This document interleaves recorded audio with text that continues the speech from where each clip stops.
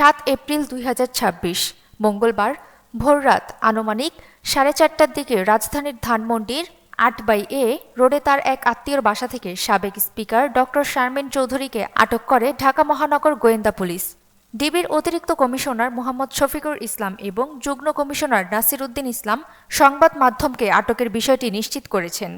আপনারা জানেন যে আজ ভোররাতে সাবেক স্পিকার ডক্টর শিরিন শারমিন চৌধুরী ওনাকে গ্রেপ্তার করা হয়েছে ডিবি কর্তৃক ধানমন্ডি থেকে গ্রেপ্তার করে ডিবি হেফাজতে বর্তমানে উনি আছেন।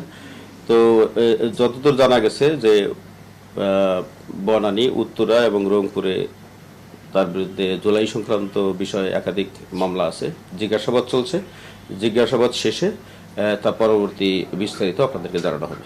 বিশেষ করে রংপুরের স্বর্ণ শ্রমিক মুসলিম উদ্দিন নিহতের ঘটনায় 2024 সালের 27 আগস্ট তার বিরুদ্ধে একটি হত্যা মামলা দায়ের করা হয়।